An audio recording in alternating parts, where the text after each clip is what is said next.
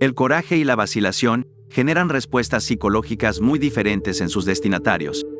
La vacilación pone obstáculos en el camino, el coraje los elimina. Una vez que hayas comprendido esta diferencia, comprobaremos que es fundamental que superemos nuestra natural timidez y nos ejercitemos en el arte de la audacia. Todos tenemos nuestras debilidades, y nuestros esfuerzos nunca son perfectos. Pero entrar en acción con coraje y audacia causa el efecto mágico de ocultar nuestras deficiencias. Maquiavelo escribió: la gente normalmente tiene un sexto sentido para las debilidades de los demás. Si durante un primer encuentro, tú demuestras disposición a aceptar un compromiso, a echarte atrás o a batirte en retirada, es casi inevitable que estas actitudes despierten al león interior que tiene el prójimo, aun cuando éste no necesariamente sea una mala persona o un ser sanguinario. Todo depende de la percepción. Una vez que tú seas considerado como una persona que te inquietas con facilidad o que estás dispuesto a ceder sin poner resistencia, es probable que seas manipulado sin piedad por los demás, ya que los leones siempre rondan a la presa que vacila. Kierkegaard creía en la importancia de tomar decisiones y enfrentar la ansiedad existencial que surge al elegir entre diferentes opciones de vida. Podría interpretarse que desde esta perspectiva, una persona audaz sería aquella que está dispuesta a enfrentar esa ansiedad y tomar decisiones auténticas, incluso cuando estas decisiones pueden ser difíciles o desafiantes.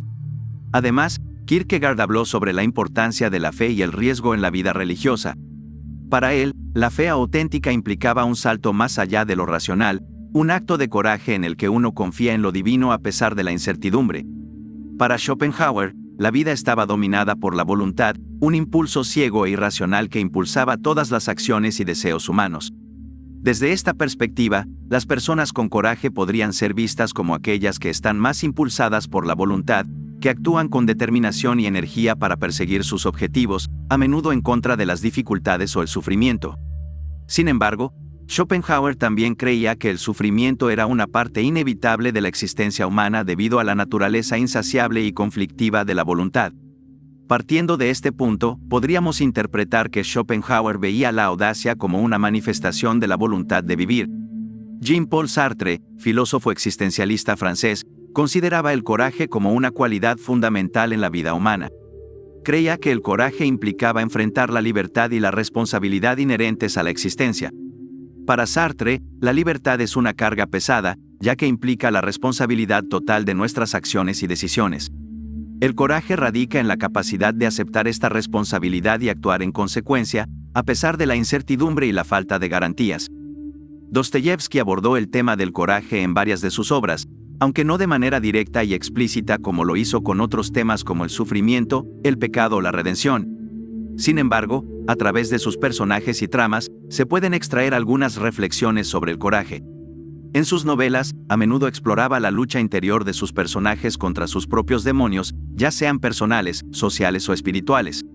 Estos personajes enfrentan situaciones difíciles y a menudo se ven obligados a tomar decisiones que requieren valentía, ya sea para enfrentar la verdad sobre sí mismos, para desafiar las convenciones sociales o para defender sus creencias y valores. Por ejemplo, en Crimen y Castigo, el protagonista Raskolnikov se enfrenta a la necesidad de enfrentar las consecuencias de sus acciones y redimirse a sí mismo a través del arrepentimiento y la expiación.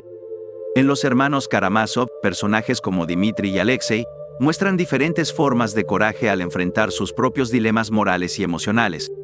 En general, Dostoyevski parece sugerir que el coraje es fundamental para el crecimiento espiritual y moral del individuo, especialmente en el contexto de la lucha contra las fuerzas del mal y la búsqueda de la redención y el significado en la vida.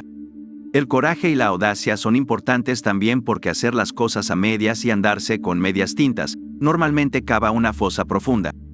Cuando entramos en acción con nuestra confianza a media asta, nosotros mismos levantaremos obstáculos en nuestro camino. Cuando surja un problema, si tenemos miedo, nos sentiremos confundidos, veremos opciones donde no existen, y sin darnos cuenta, crearemos cada vez más problemas. Cuando titubeamos o no estamos seguros de hacer algo, o trazar una línea de acción, esa inseguridad contagia a los demás, y las dudas surgen por todos lados. El coraje, en cambio, cierra todas esas brechas. Nietzsche escribe: la audacia nos diferencia del rebaño. El coraje te otorga presencia y te magnifica. El tímido se confunde con el paisaje, mientras que el que tiene coraje llama la atención, y lo que llama la atención atrae el poder. Carl Jung, el influyente psicólogo suizo y fundador de la psicología analítica, tenía ideas interesantes sobre la audacia y la personalidad. Jung exploró profundamente el inconsciente humano y las diferentes dimensiones de la psique, incluyendo el concepto de individuación, que es el proceso de desarrollar y realizar el potencial individual de una persona.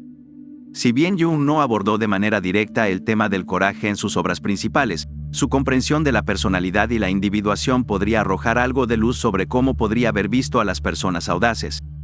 Jung creía que cada individuo tiene un conjunto único de energías y motivaciones internas, algunas de las cuales pueden estar más conscientes y otras más en el inconsciente.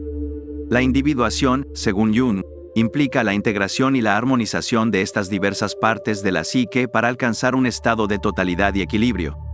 Desde esta perspectiva, podríamos decir que Jung podría haber visto el coraje como una manifestación de la fuerza del ego y la conexión con los instintos y deseos más profundos de una persona.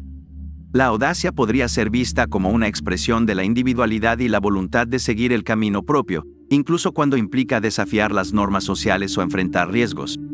Además, Jung también exploró el concepto de arquetipos, patrones universales en el inconsciente colectivo que influyen en el comportamiento humano. Podría argumentarse que el coraje podría ser como una manifestación de ciertos arquetipos, como el héroe o el rebelde, que impulsan a las personas a actuar de manera valiente y decidida en la búsqueda de sus metas y valores.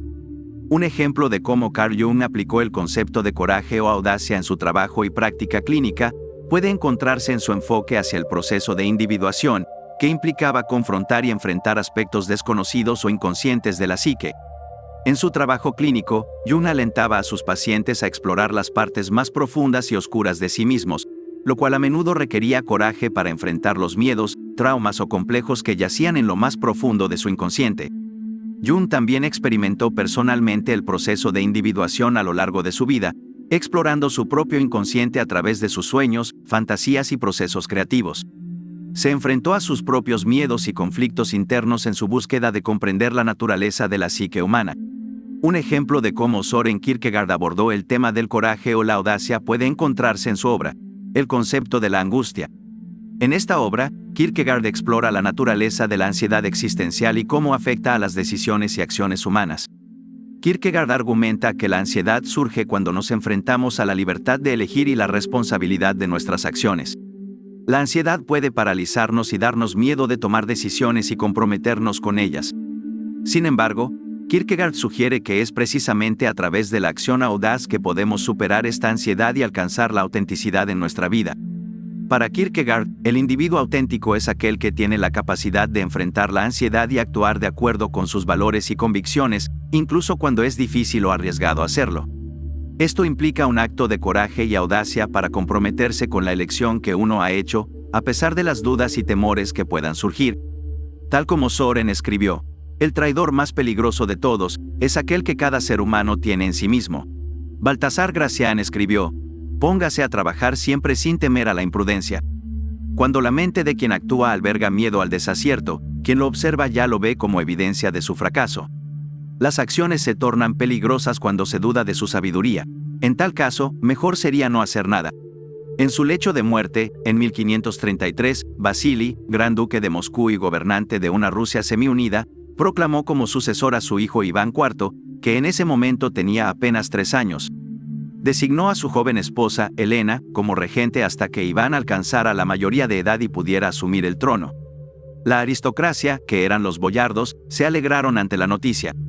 Durante años los duques de Moscú habían intentado extender su autoridad sobre los boyardos.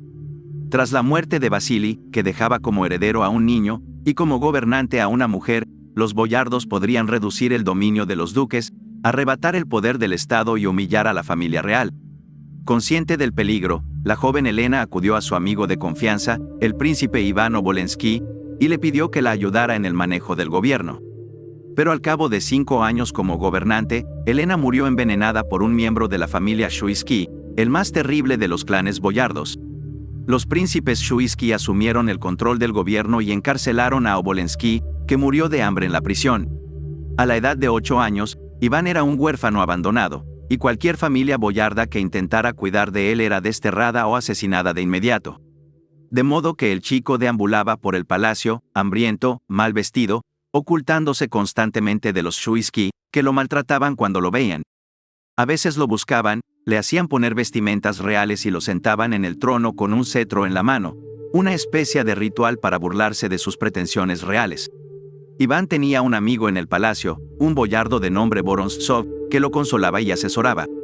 Cierto día en que él, Vorontsov, y el nuevo jefe de la iglesia rusa estaban conversando en el refectorio o habitación del palacio, varios Shuiski irrumpieron en el recinto, golpearon a Vorontsov e insultaron al religioso desagarrando y pisoteando sus vestiduras.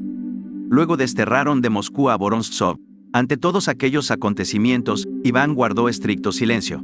Los boyardos estaban convencidos de que su plan había dado resultado, lo que quería decir que el joven se había convertido en un aterrado y obediente tonto. Ahora podían ignorarlo, y hasta dejarlo en paz. Pero la noche del 29 de diciembre de 1543, Iván, que entonces ya tenía 13 años, le pidió al príncipe Andrei Shuiski que fuera a su cuarto. Cuando el príncipe llegó, se encontró con que el aposento estaba repleto de guardias del palacio. El joven Iván señaló a Andrei con el dedo y ordenó a los guardias que lo arrestaran y lo mataran. Durante los días siguientes, Iván hizo arrestar a todos los que estaban estrechamente vinculados con Andrei, y los desterró de Moscú. Tomados por sorpresa por tan repentina audacia y coraje, los boyardos quedaron aterrados ante aquel joven, que había esperado 5 años para ejecutar ese único golpe audaz y sorpresivo, que le aseguró el poder por varias décadas. La mayoría somos tímidos, queremos evitar tensiones y conflictos y deseamos que todos nos quieran. Quizá consideremos realizar acciones audaces y con coraje, pero rara vez las llevamos a cabo. Tenemos terror a las consecuencias de lo que los demás podrían pensar de nosotros, o de la hostilidad que podemos generar si nos atrevemos a ir más allá de lo habitual.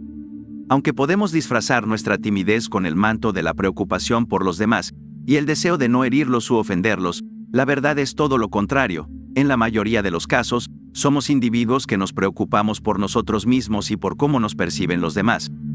Por otro lado, el coraje a menudo hace que los demás se sientan más cómodos, dado que no se demuestra timidez ni represión.